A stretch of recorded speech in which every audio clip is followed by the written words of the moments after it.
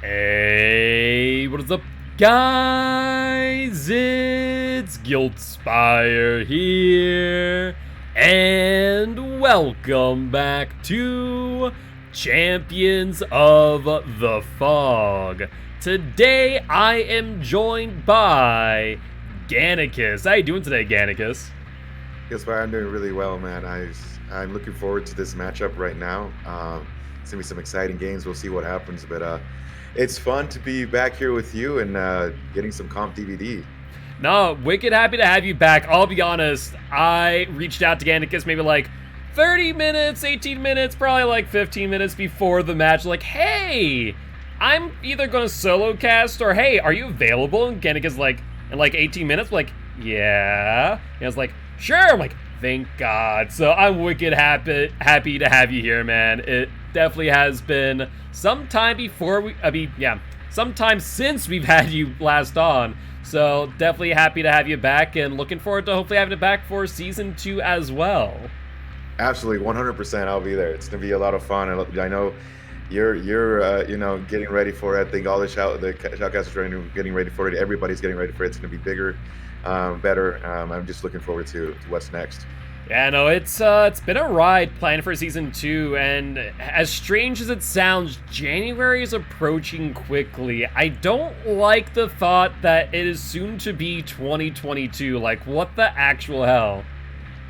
Yeah, honestly, after Thanksgiving, it just speeds up. I feel like November 21st to like the 25th of December are its own month together, and then you have those like 6 days, and then the next year, and so it's there. Honestly, it's really there. It is utterly insane. But with that being said, I have been picking everyone's mind between now and when the PTB launched, and I have not yet gotten the chance to pick your mind regarding Chapter 22, Portrait of a Murder. There he goes. I was going to say Murder of Crows, which is accurate, but Portrait of a Murder. What are your thoughts on the new killer, new survivor, and the perks coming with? Honestly, I played the PTB the first day, and I played killer matches even in just pub lobbies. It took forever, but I like her a lot. I think that her powers are very interesting. The fact that she can throw out 3 crows at one time, at a succession is really cool. I do think that the more survivors get to play her, you get more used to it, because after I switched to Survivor, I kind of understood, okay, this is what's going to happen. Now, I am excited for them boom totems, though. Okay, I talked about this a week before they went live. A boom totem that's unbreakable, like an unbreakable one, right? So you can get up after you're in the slug state, in the dead state. That is fantastic, dude. Yes, really fantastic. That's the word I would use. Hey, sure, let's go with that. But hey, I'm a killer main, Giltspire. It's not gonna be fun for me, But hey, man, as long as everyone's having fun, I guess that's what it's all about, right? Fair's fair. But with that being said, we are about to jump right on into trial number 1. 4 Dwights, 1 Locker versus Travesty, and we see a Blight on the gas heaven. Oh my goodness, it's basically telling you right here and there, they are down for business. They're not messing around. They want to get this first game started quickly, bringing out the big guns, the heavy guns with Blight. Yeah, Travesty apparently just saying, let's go for it. And honestly, I'm not sure if you're aware since you've kind of been out of the loop for a hot minute, but with playoffs and finals, it's no holds bar, meaning that you can use whatever killer you want. The only exception is that you can't use it twice in one match. So, I'm fully expecting nothing but nurses, nothing but blights, maybe some spirits, but we'll have to wait and see. Yeah, I mean, your spirit, I like the spirit more than blight, because that down is awesome. I like blight way more than spirit now. Yeah, I mean, in my opinion, definitely as far as the tier list goes now, it is without a doubt Nurse, Blight, then Spirit. And I think with the artist coming into DVD, if she stays as she was in the PTB, and it's going to go Nurse, Blight, and Artist, then Spirit. Can you believe the change in things in Artist number 3 over Spirit? That's going to be insane. Yeah, to say the least. But with that being said, this Blight doing a bang-up job, really putting some pressure on these survivors and getting an amazing hit right through that pallet. What a hit. I guarantee you that Joker was kind of scared right there, because I would be. Yeah, I mean, just a little bit. You see his Blight zooming about, not even caring where you are, but surprisingly not able to get that shoulder bash right there. And this will extend the chase just a wee bit. Now, will the survivors be able to capitalize off this time? That is the real question. Yeah, when someone misses like that, like right there, you kind of get like that 10 seconds more where you can recoup and go in gens. Right now, the Corrupt Intervention doing a good job. They do have one gen though. They do, but surprisingly, Psycho kind of hanging out at that top hook, and I'm not exactly sure why, as we do see Psycho end up going down. Maybe they just felt like they didn't really have any area to work around, or we might see a decisive strike. Ooh, no decisive strike. So that's very unfortunate. That's one of those things that comms might have been a little bit different if someone took a body hit. Yeah, kind of is odd. We definitely saw the Nancy taking some good attention away from Psycho, but they were just not able to capitalize on it. And we're going to see Blight go back into main again, looking around as we did hear a totem pop. And it would appear that it was Ruin, as that gen is no longer passively regressing. With Ruin gone, this is time for the survivors to really take advantage, do some gens right now. I mean, with Blight, you kind of can hover around your prey and call it good until they try something. I mean, still 4 gens. The only thing that will take you away from here is another gen being done. Yeah, I mean, at the end of the day, it looks like this Blight's going to proxy or camp out this hook here, potentially trying to get Psycho out of the match early, as there's only been 1 gen completed. If in this final bit of time they're able to get, 2 or 3 gens, that would definitely tip the tide in their favor. But if not, this game ain't looking good for Fortnite's Locker. Absolutely. I mean, you see a survivor running across, so they're not doing a gen right now. Right now, you're confirming your kill. You still have 4 gens. Holy smoke! This is Blight's game right now. Yeah, absolutely. It's going to be interesting to see, what these survivors are going to do in order to capitalize all this time. And it looks like they were not just sitting around, as the gen in the garage will get popped off. And Nancy is now going to make a mad dash away from the Blight, trying to avoid taking a hit. But Blight not able to make it happen with that hug tech. I am really impressed by this Nancy right now. Oh, faking that pallet, taking a little bit of a hit, knowing what she's doing. This Nancy has been a runner for the Blight. And she's definitely been keeping her tool in chase. But unfortunately, greening that pallet and taking a hit, and now Blight could potentially capitalize off that, as we do hear another gen pop off. So, though they did give up that survivor and Psycho's out of the game, there is still a possibility for a 2-man out here, as Blight is giving up a lot of gen pressure. Absolutely, you have to give it up to that Nancy. Both of her chases have been really well. I mean, she did take that hit, but still, she was able to kind of take Blight's immediate pressure away by just running him. And now the question does stand whether or not Michaela here, Joker, will be able to do the same. And with that little mind game there, would not appear to be the case, as that will be another hook for the Blight. And the answer was no on that one big time. Unfortunately, Michaela kind of got mind gamed a little bit as to where they were going. First hook, though, we'll see what her Blight does. And as we were saying, though, Survivor's just not really giving this Blight any room to breathe. At the end of the day, this is 4 hooks to 4 gens. In the grand scheme of things, it's 1-for-1 on gen to hook ratio. The only thing that's really in the Blight's favor is the fact that they got rid of a survivor. And if they're able to get this down on the Meg, which narrowly the Meg dodges it with a dead hard, I think this game could be over if he decides to slug out. Yeah, so right now, I mean, he knows where they're at, so he's got to go for the slug to clear this game. He cannot afford to hook. I'm glad he didn't hook our trusted godly over there, because that would have been a mistake. He needs to go for the slug right now. Yeah, I think it's the way it is, and we do see Joker get healed up, but now with 2 Spires on the ground, and we do see that Vault, it looks like Meg actually may have gotten up via an unbreakable play, and so this game actually could potentially go back in favor of the Survivor team now, with only 1 gen remaining. What a beautiful unbreakable right there. I didn't see that coming, and now, what do you do right now, Giltspire? You split up 1 gen, 1, you know, was that a deliverance? That was indeed a deliverance, so it now means that the Blight has lost all of the pressure they had prior, and they were just praying, hoping they're going to be able to bring this back, but now, I don't know, things are looking a bit grim. They have a 2-1 split here. Blight just saw someone there in that loop, but now has found an injured Meg, and looks to be going for them for the Pop Goes Weasel play. Yeah, that was really well done by our Survivor team. Unfortunate that Blight found Meg. At this point, Meg is trying to run Blight as much as possible for them to finish that gen, even as she goes down. It's not a bad play, because Blight's got to pick her up, put her in the hook, waste a little bit more time while his team tries to do that gen. Yeah, I think if the Survivors are smart, they're going to be on that gen all the way back in that corner, but looks like they are fully committing to this middle gen here. I'm not sure if that is a good idea, where they could have been way out of the way of Blight and just kind of crank out 2-man that gen back on the other side of main. And I wonder if the thinking was, hey, I'm fully healed, maybe I'll just give it a try, and then our injured person's all the way around, but it did not work out. You see it with the hit, with the down right now, and it just didn't work out as they planned, I think. Yeah, it's a rough situation, but looks like they may have seen something and opt to slug out. That actually could be kind of significant later down the line, if an instance that they do get re-picked back up later. Oh, and Meg was waiting that borrowed time. I wonder if Meg also has a decisive strike. And that is a good question, as we have not seen that yet. And I mean, if the Blight's paying attention, they know full well that there's no Unbreakable, there's no Deliverance, so they can slug pretty freely without any real hesitancy whatsoever.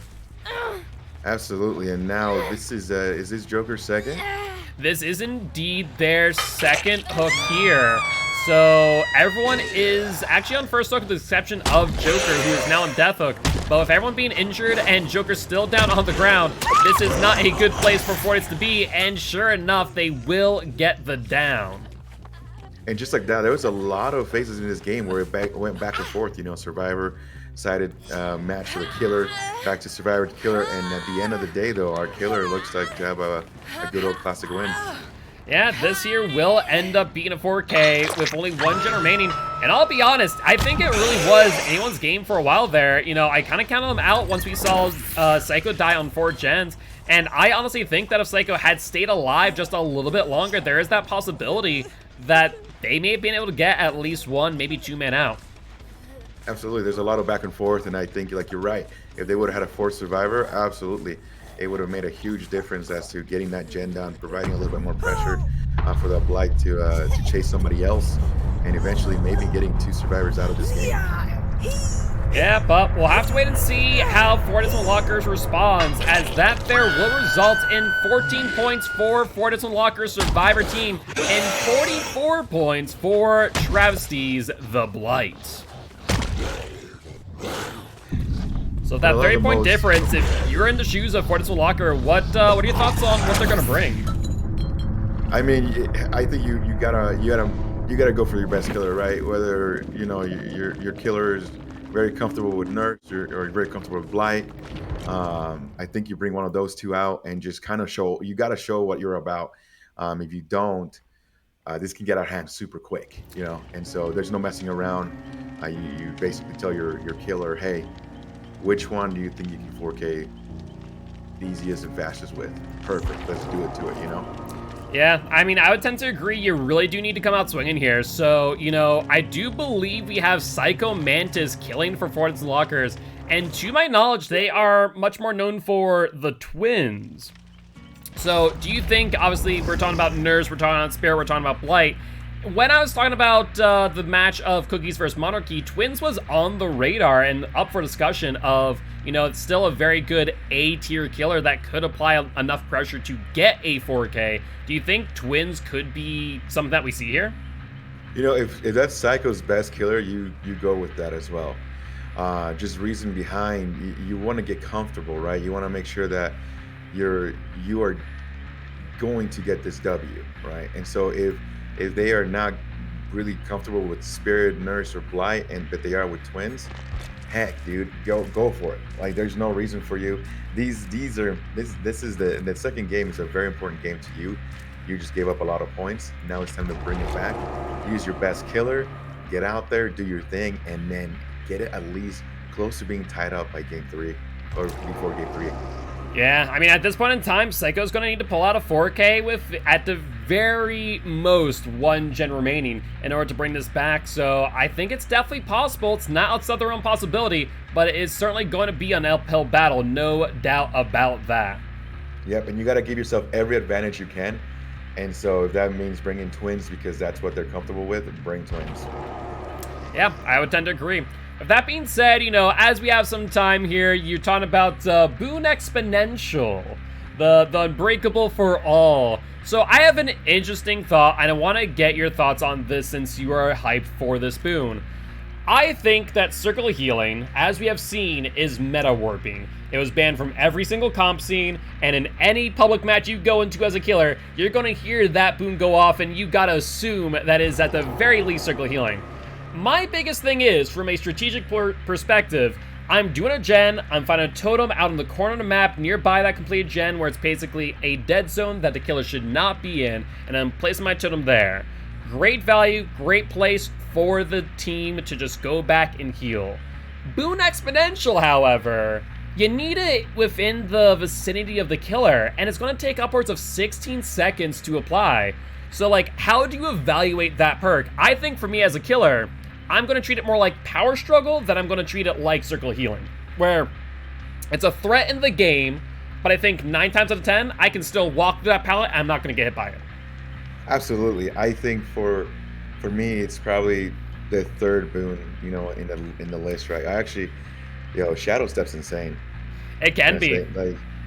Shadow Step's insane. If you're one of those killers that's just starting out, or you rely on scratch marks, it can destroy you. You can get lost in the sauce. Circle of Healing, of course, to me is still number 1. It is if you're playing Zerara, it's a beautiful perk. Basically, it's just a healing station.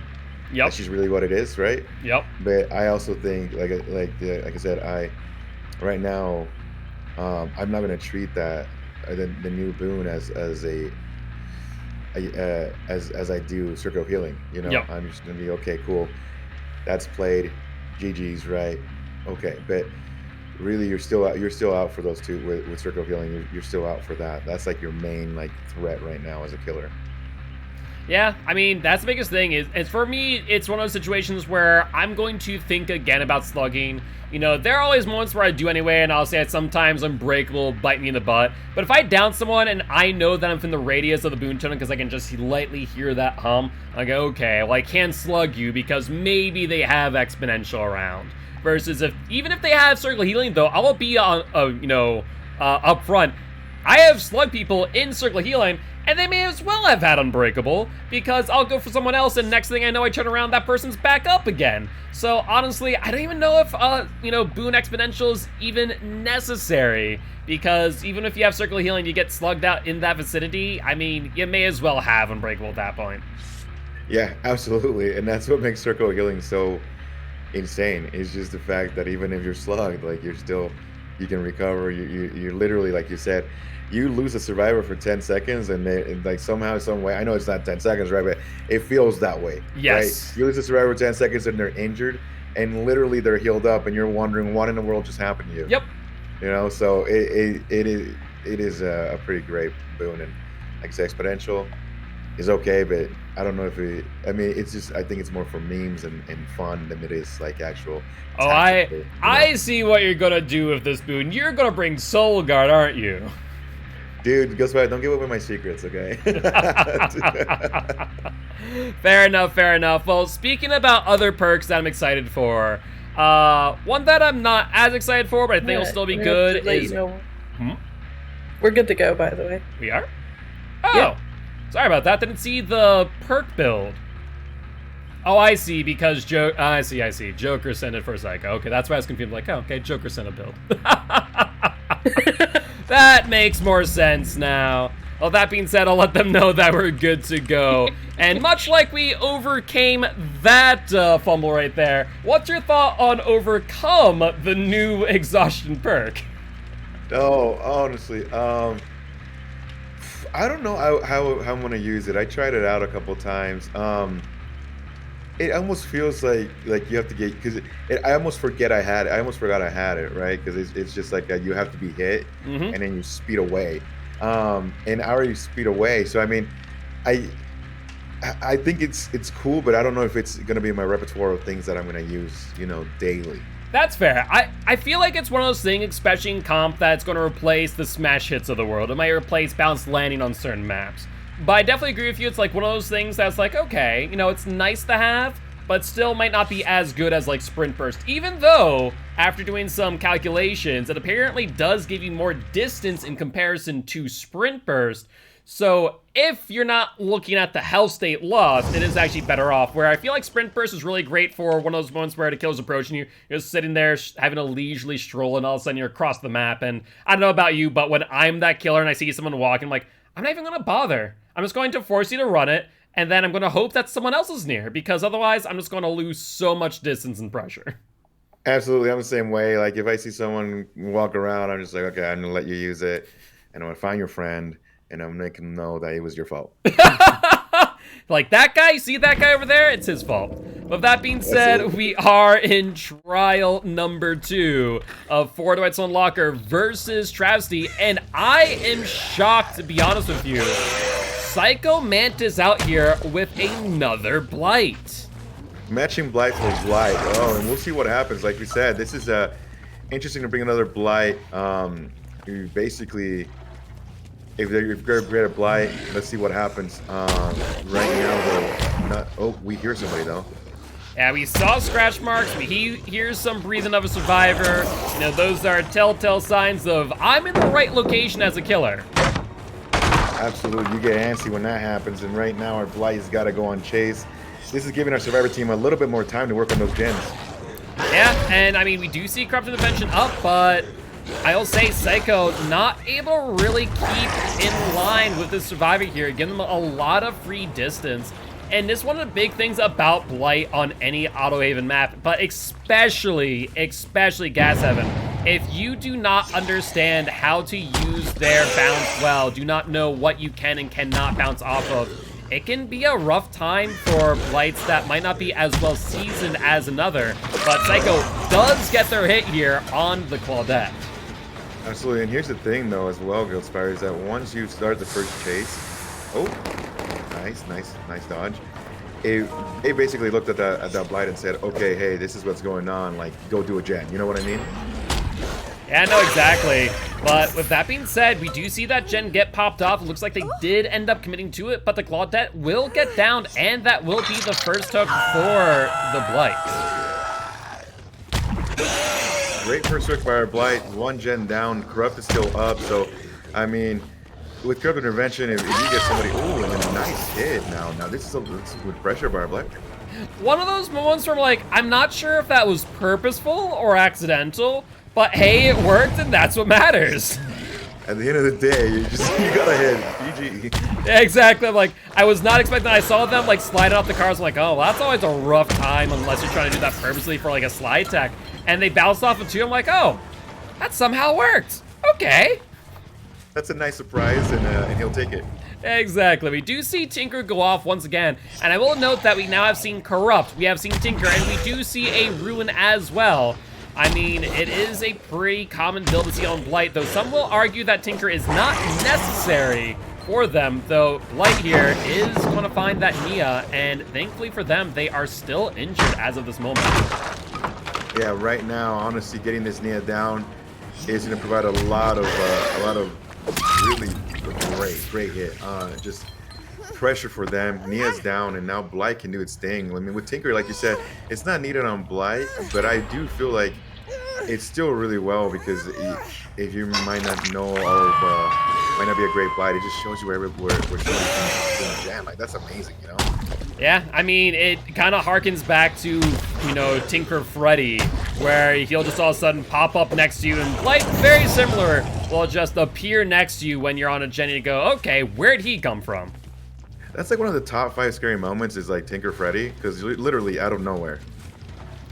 That is fair, but it looks like Psycho will opt to go for the tunnel here on the Nia, trying to get her down and trying to get that bounce there to reposition himself for the bounce and the hit, but not able to make it work, as Kate also will try and extend this chase even further by body blocking the Blight, and I think that Psycho may have just lost the chase as we do see that third Tinker proc now. What a body block by Kate. Not only was Nia able to just escape, but she took the hit and ran, and now Blight has nobody that he's chasing. Yeah, it's a punishing situation, to say the least, for any killer, but especially the Blight in this instance where the pressure is on. We do see them back in chase with what looks to be the Claudette, but not able to navigate that garage quickly enough in order to get the hit. Absolutely, and I think the Claudette could have even waited for the power drop. Yeah, there's that possibility, but it will give her enough distance to get out of dodge. And now Blight is struggling to get out of the garage now, where it looks like maybe trying to get to another gen, as we did see that fourth Tinker proc, and there it will be. And so now Blight asks the question, do I continue to pressure this gen and give them free pressure elsewhere? Or do I commit to guarding this and hope that I can get it down and potentially KO too? Right, and I mean, Blight right now trying to go after the Claudette leaves all three of our survivors to do gens, right? That's a lot of time that is being resources that's being put on Claudette, and we see our Blight going back to the same gen again. So that means that there's 2 more survivors that could be doing gens right now.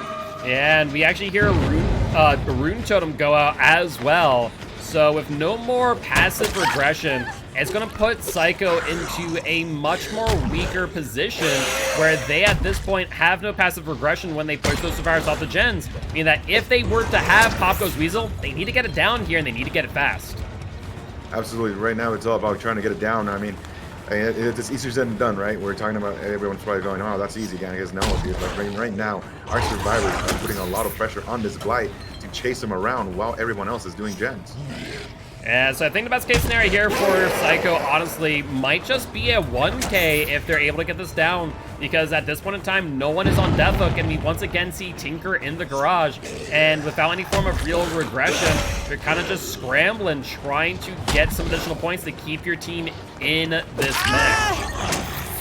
Yeah, right now, you don't even worry about Tinker going off. What you worry about is your chase right now, trying to get the person down and get him out of the game, because you know at this point, without your ruin, all is lost. So get some points.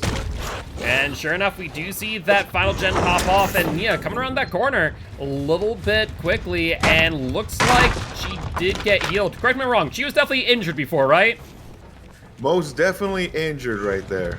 Okay, making sure I wasn't crazy. I'm like, wait a second, pretty sure Nia was injured, and then she's not injured. Adrenaline? That might have been an adrenaline play, actually, Giltspire, now that I think about it.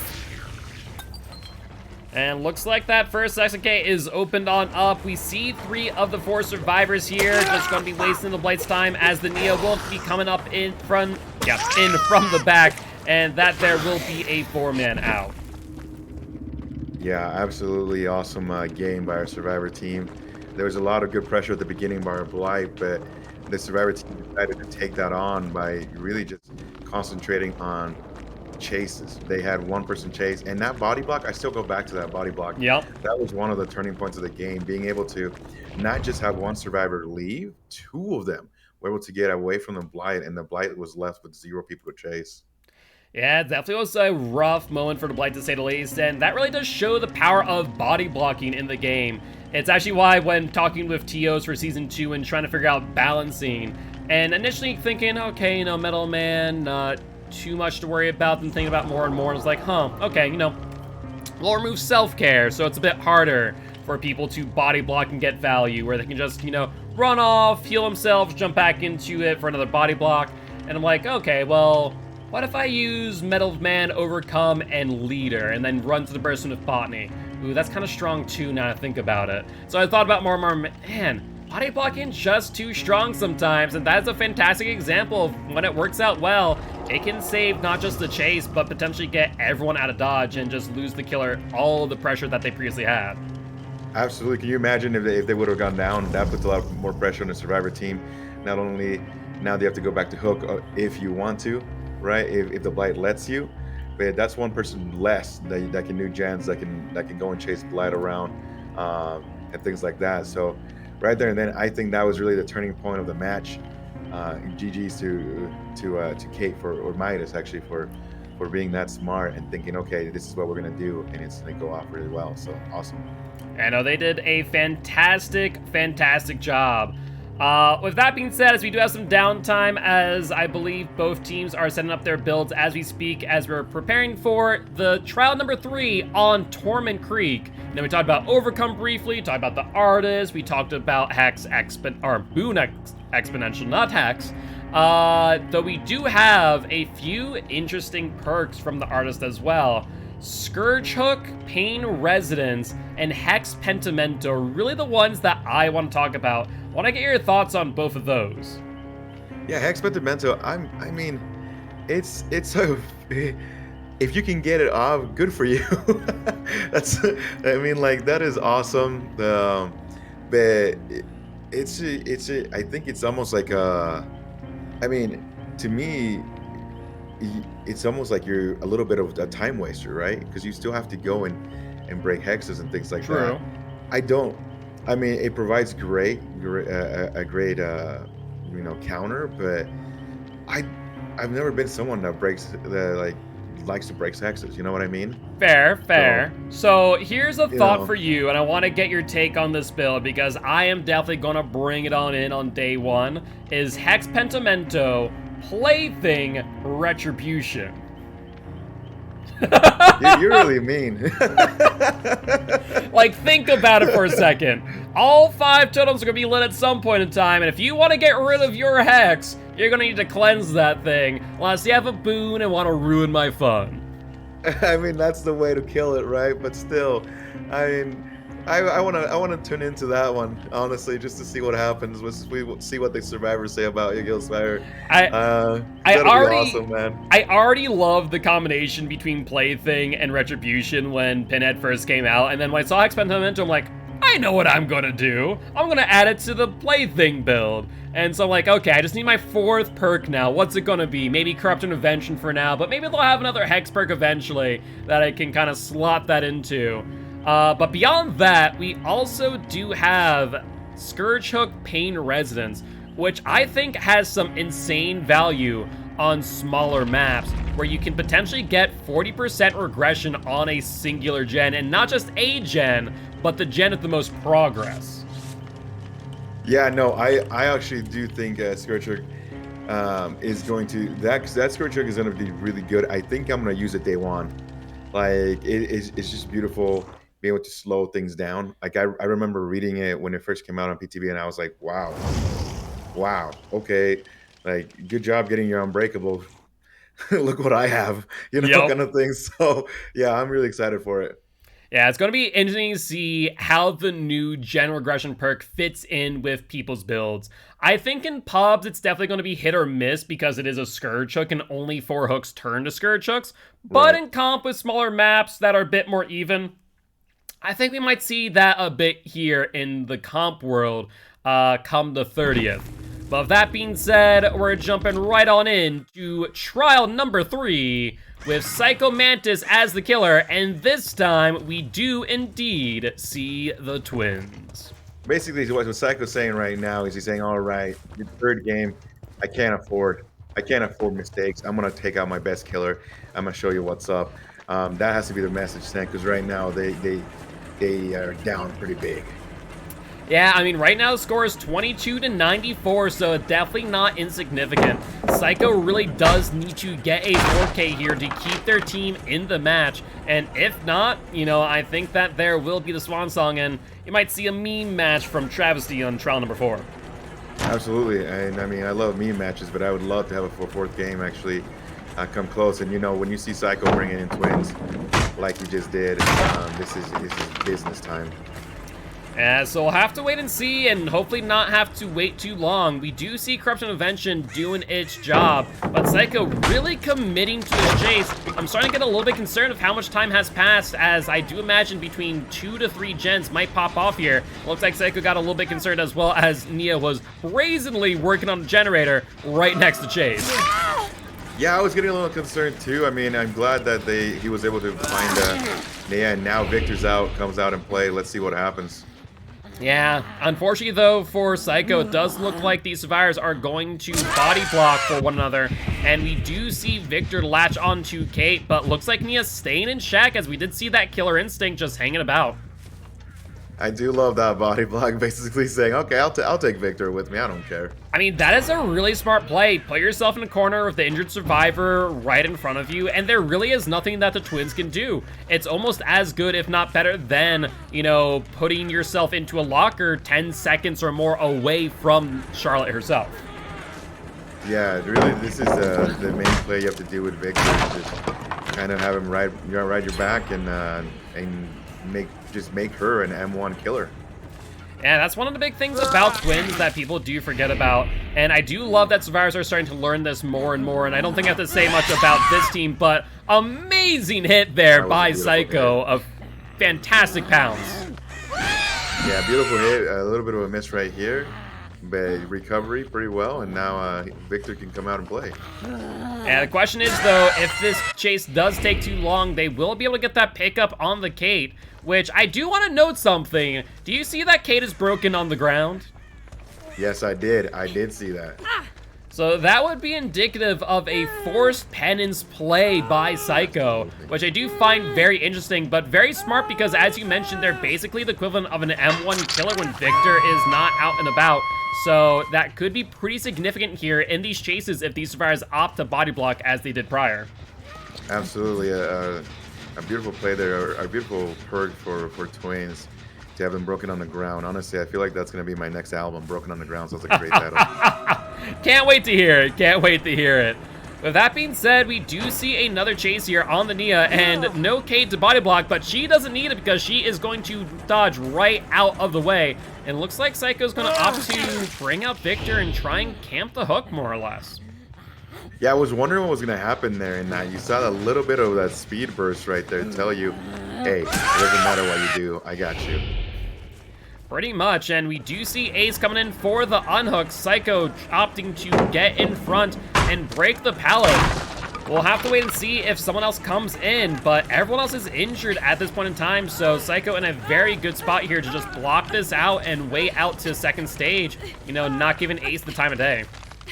Absolutely. I mean, you had someone with Victor on their back, you had someone over here with him, and one in a gen, so I mean, there's really not a lot of, like, this right there and then being next to Nia is really your favorable spot. You don't want to leave that.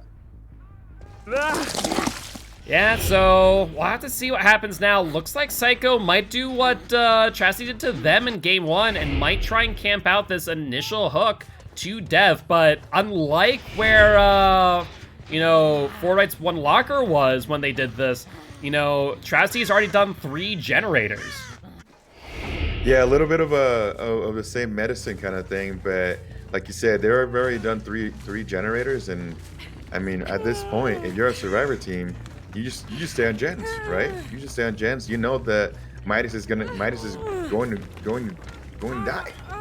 And let's also see something. I want to note something here. That timer ain't moving much right now. So let's take a quick peek, and I think Psycho was unfortunate enough to hit the person with camaraderie, now kinship as well.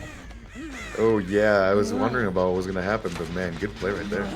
Yeah, just really the worst case scenario there for Psycho, maybe by design from Travesty, but it does give these survivors an additional 34 seconds, moving up to, you know, above a minute and a half that Midas had on the hook. But now the timer's starting to regress. Psycho could camp this out with only roughly 5-10 seconds left, and looks like Midas will move to death hook. Absolutely great play by Psycho right there. I mean, the gens are there, but you still have, I mean, a little more pressure with Victor, right? Knowing where, oh, that gen just got down super quick. Never mind. Yeah, unfortunately, at most, this is probably going to end up as a 2K, maybe 3 if they get lucky. But that, unfortunately, will not be enough for Fortitude Locker as they move into trial number 4. So they're going to need to pull something here to try and claim victory in trial number 3 if they want any chance of success. Yeah, but at this point, you kind of have to just be, just go out of your way, get out of the box, and be courageous, take chances, make mistakes. It's your turn, you know what I mean? No, I 100% agree. I mean, at this point in time, can't really camp the hook because if you do, they get that 2-man out. I mean, this team is not afraid to leave someone behind, as no one should be in comp. And I bet you're going to see that exit gate open in 3, 2, 1. Surprisingly, maybe not. Wow. Interesting play. I would have thought our killer would have brought Victor over to the exit gate, but right now they have somebody there, and I'm wondering what's going on. Yeah, that's kind of odd. I would have expected that to be 99, both survivors kind of just hanging around. But it would appear that the survivors have opted to try and go for the 3-man out. Just saying, you know what? No man left behind today if we can help it. Yeah, very big play by our survivor team, knowing that they're both just injured right now, so they can go either way. We do hear another exit gate open, and was the one closer to the hook. I didn't hear it, so it looks like that was the exit gate on the far side that they had been on earlier, but they will end up getting the claw down, and now she will end up on the hook. I think it's one of those situations, yeah, and everyone leaves. I was gonna say, I think they tried once, and then they said, you know what, that's good enough. Yeah, best to not be too altruistic, to say the least. Absolutely, and a great showing by both sides, honestly. A lot of pressure by a survivor side just to know what's up, right? Not have to worry. Like, when someone camps that hook like that, trying to get those points, I mean, you gotta have it in yourself and your team to go, you know what? Cool, we're just gonna pop these gens and pay for that camp. Yeah, exactly. I mean, that is what you need to do, and especially as Psycho was just so unfortunate enough to find the person with camaraderie, it just was not in their favor. So that there will result in Tracy's Survivor team with 29 points and Fortitude Locker's Twins with 24. Unfortunately for Fortitude Locker, they now have a total of 46 points to Tracy's 123, so that there will be the end of the match for all intent and purpose. We will still play out trial number 4 nonetheless. You know, teams are here to participate after all, but that will be a GG well played. Absolutely, great games. You saw an insane Blight match, you know, the back and forth, and then our Survivor team decided just to step it up, go against Blight themselves, right? And I think that's the turning point. That second game was really, I mean, put a lot of pressure, and even with Twins, you saw it was just not enough. Yeah, I mean, Tracy has really shown that they are a very, very strong and formidable team, both on Survivor and Killer side. And though, you know, Fortune Locker definitely came out very strong in that trial number 1, they just were not able to bring it together during their Killer rounds. Yeah, and that's, I mean, that's all it takes, right, is you get one. And like, it goes by, you know this, if you don't have a good second game, it can snowball to your third game. You know, you start losing confidence. You start wondering, you start guessing yourself, and it all becomes a mind game, and it puts a lot of pressure on you. Yeah, I mean, it's a very difficult situation to be in, and the biggest thing is just, you know, not letting it get to your head, because the moment that you get a little bit tilted, it really can, you know, affect the rest of your gameplay through and through. And some people are able to rally back and kind of recollect themselves, but some people it just ain't possible. And so, not, you know, certain that that was the case here, but either ways, you know, Psycho's performance on Killer left a little bit to be desired against Travis C's Survivor team, but like I said, honestly, no fault of their own. It just comes down to Travis C having a lot of comp experience and a very strong Survivor team. Absolutely, and hats off to our killer for really playing some great games. And like you said, though, travesty on Survivor, that's that's in another level. You know, that's another level out there. So, congrats to them. Indeed, indeed. But that being said, it does appear that we're going to be finding ourselves with Moody Joe killing in trial number 4 for Travesty. And it would appear that we are going to get a bit of a treat, and hope you are excited. Yo, I'm excited. This is gonna be fun. Being able to just kind of do a match to evaluate yourself and have fun, and whether you want to try new things out or whatever it is, like this is gonna be a lot of fun. Absolutely. But with that being said, I do believe we are getting the lobby set up as we speak. And if you were looking forward to any killer here from Moody Joe, what would you want to see? This is a meme match, and I love me some meme matches here, Giltspire. I'm a big fan of my boy Bubba. I'm a big fan of the Hillbilly. Okay. And we're going pure meme though. I mean, shoot, bring out Clown, bring out some of those party bottles. I see you're down to clown around. I'm down to clown around, dude. Speaking of clown, I just want to talk about something that happened to me the other day. I had not seen any clown ever use this, but I saw a clown actually use the add-on that switched the colors of the gases, where the tonic was yellow and the antidote was purple, and I was like, hold on one second, what type of shenanigans you trying to do? Yo, that's one of the best add-ons there is, man. It confuses every survivor out there. It definitely threw me for a loop initially. I was like, wait, why are you throwing yellow smoke? And then I got afflicted by the hindered stats fact, like, oh, this makes sense now. That is a great clown. I want to meet that person. That is fair, that is fair.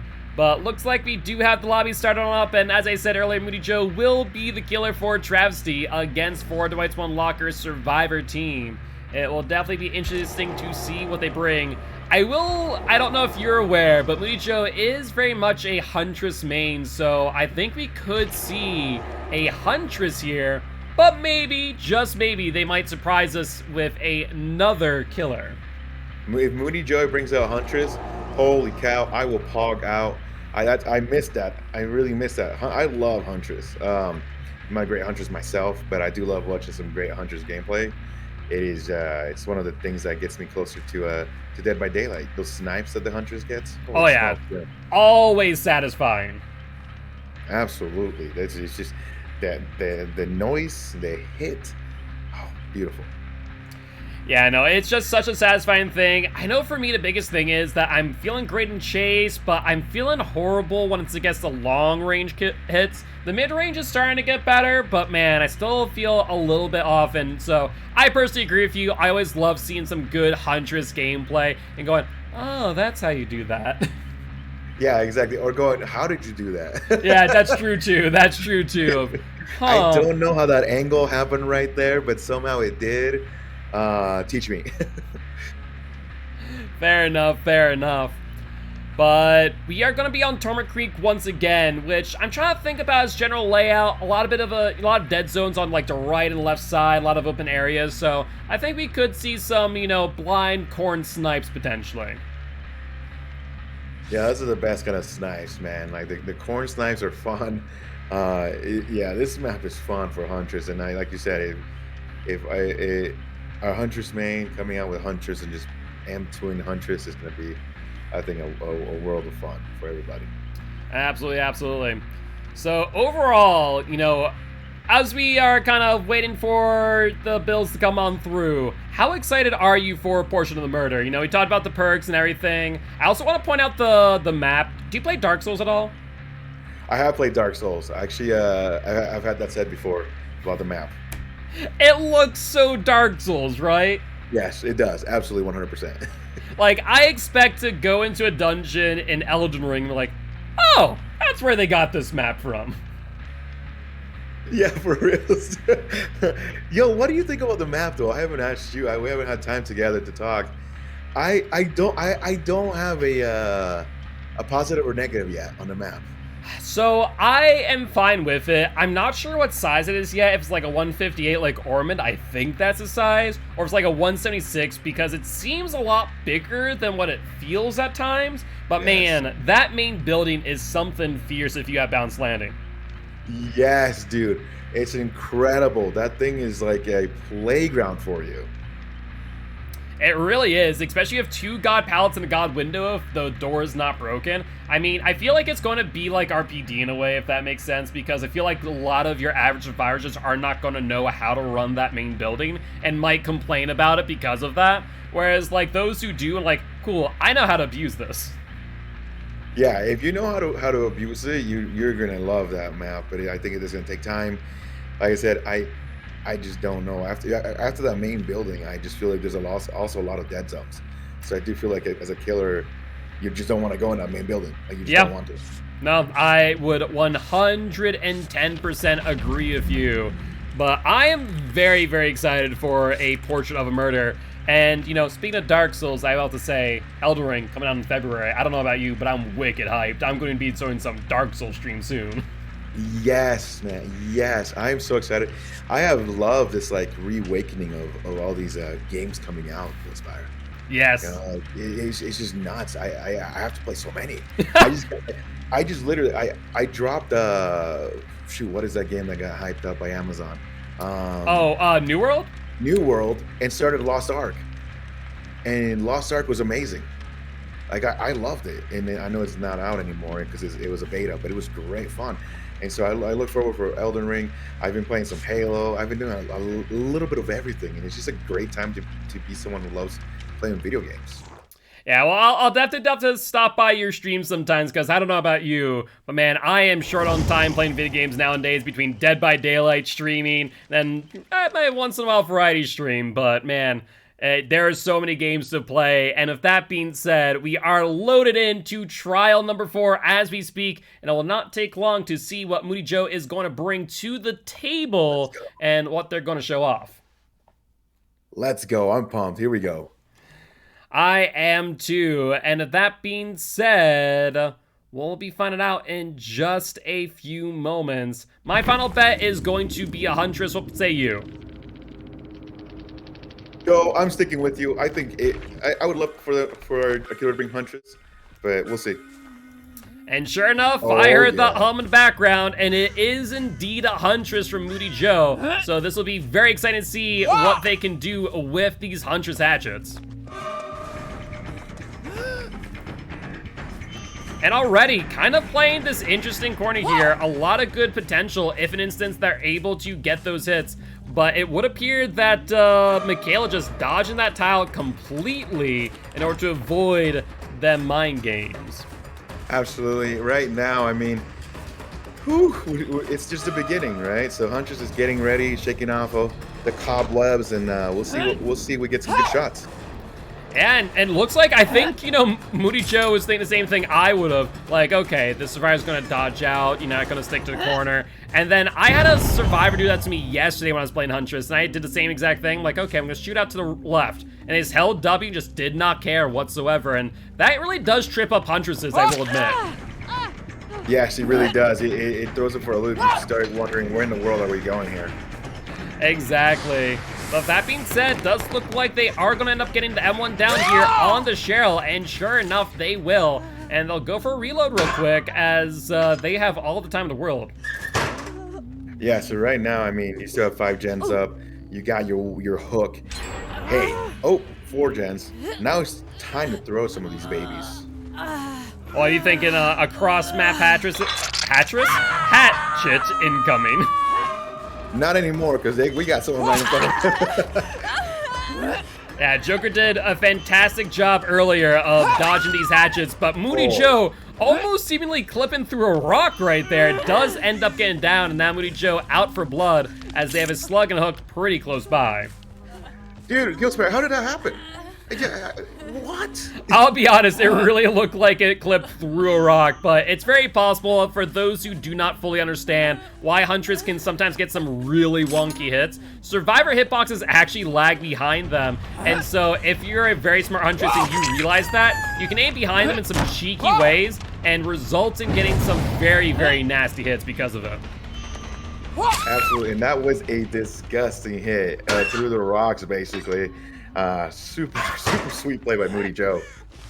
Absolutely, and once again, now they are in a situation where they are in a power play with 2 survivors on the ground, and they will go for the pick right here in the middle of the pallet, and Dwight will get the pallet stun. Nicely done. Yo, let's go, Dwight. That was awesome. However, Moody Joe responds back and says, no, no, no, not today. No, Moody Joe with the patience to go, hey, you're gonna eat this hatchet right in the face. Wow.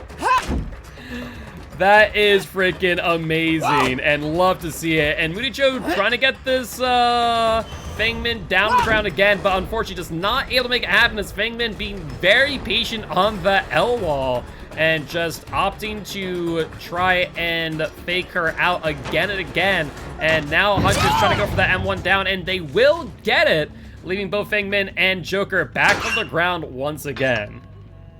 Honestly, great play right there. Joker kind of knew the angles right there. Let Moody Joe basically use all the hatchets. Yeah, I mean, if you can manage that and get Huntress to waste all her hatchets, you're definitely in a good spot, to say the least.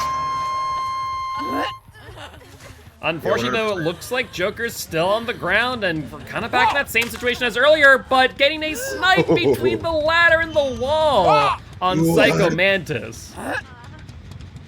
Yo, this is cool, man. This is amazing. Like I said, I always love watching some fun Hundreds gameplay, and Moody Joe is definitely not here to disappoint. Absolutely not. And the cool thing about this is you have a great Survivor team, right? There's a great comp Survivor team out here doing their best. Oh! Unfortunately, though, no BTs here in this house, as Fangman will go down immediately after the hook. Yo, Moody Joe putting on a beautiful clinic of Huntress. And trying to get that hit on the corner there, but just clipping it a little bit too tight. And looks like they're probably going to go back for the Fangman and pick up off the ground, though. Looks like they've seen something else that has their eye, and they do hit Joker off the BT. Yo, getting that hit on Joker, though, I mean, that was a beautiful angle as well. Moody Joe with a lot of patience throwing these. Oof.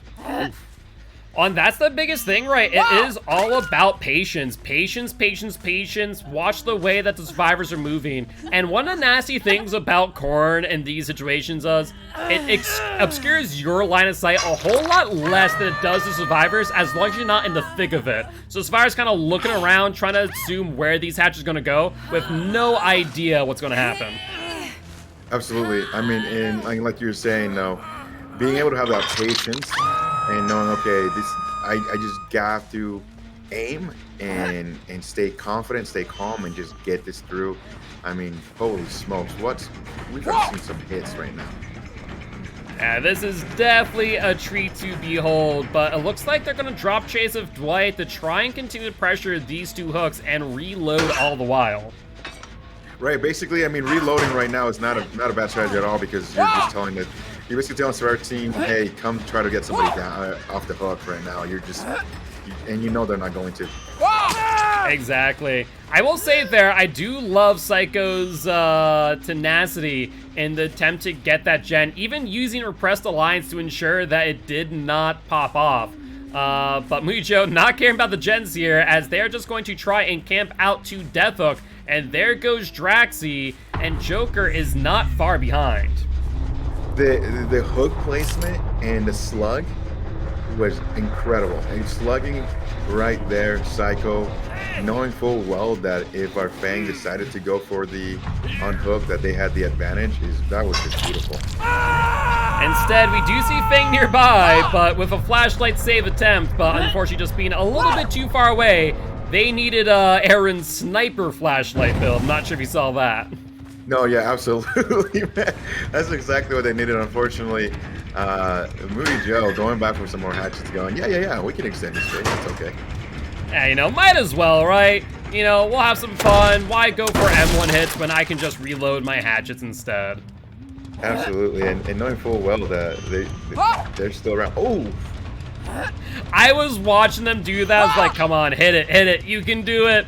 But just narrowly missing that on the Fengmin. But looks like going for another attempt on that hit. And Fengmin having to choose how she's going to go down here. Mudicho being very patient. But Fengmin, I think, actually got past her.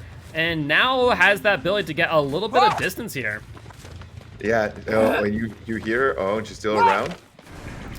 So we do see that dead hard, which did give them the distance they need. Getting spun, though, and we will see that pallet drop. But I think this pallet's going to be pretty unsafe, but they still managed to get a little bit of distance. Yeah, at this point, you're kind of just, no pun intended, playing with your food, you know? Very much so in this situation. I mean, at the end of the day, though, this Fengmin saying, you know what, we may have lost the match, but we'll go on one last good chase. This gave us a little bit of that 1v1 love. Exactly. You know, who doesn't love a 1v1? It might not be Cowshed, but it's good enough. Hey, at this point, against Moody, this is a beautiful and there he goes. It's only a matter of time, and that there will be the last down of this match, and a GG well played to both teams. Absolutely great games, and it was just a treat for us to see that Moody's Huntress. That was awesome. Some of those clips were fired. Wow. Some of those hits were perfect. But that being said, that there will be 5 points for Fortis Unlockers Survivor Team and 43 points for Travesty's Huntress, resulting in 51 points for Fortis Unlockers and 166 for Travesty. Yeah, Travesty moves on, and rightfully so. Well deserved, you know. Yeah, no, absolutely. And so they will be moving on to the finals now. You know, Division 1 did not have 2 sets of playoffs, so they are now going to the finals, and they'll be either going up against Monarchy or the winner of Atrocity versus Regicide, which will be happening next Saturday at 2 p.m. CST. So definitely make sure to be here for that. Oh, that is going to be mighty beautiful, dude. I am excited for those games. Oh, these playoffs, they're something else, I'll tell you what. They are always down to the wire and always a treat to see. But that being said, once again, congratulations, Travesty. GG, well played for this one, Locker. And Gannicus, before we go, where can everyone find you playing some Halo, Dead by Daylight, Dark Souls, and more, if they want to go say hi? Hey, listen, I play Halo offline, so you guys want to add me on Halo, do it. Same thing with, I just play Dead by Daylight main. Twitch.tv /Gannicus0_0. You can find me there. Killer Monday through Thursday, and then we do some Survivor on Fridays. You know, that's my only switch off Giltspire, is that Survivor on Fridays. So yeah, that's fair enough. That's where you're going to be moving about with Boone Exponential. Absolutely, and I hope I get you as my killer so I can look at all your playthings and your builds, dude. All right. I see you. I'll be on the lookout. With that being said, guys, I am your commissioner, but I am also an educational Dead by Daylight player, here to teach codes how to play Killer and survivors how to play against Killer. Definitely make sure to stop on by and say hi, as I'll be live tomorrow at 7 p.m. CST for our Variety Day. We're going to be playing some Dark Souls on stream, but if you're not a fan, I'll be playing some Dead by Daylight on Monday instead. That being said, we'll see you next time. Bye-bye!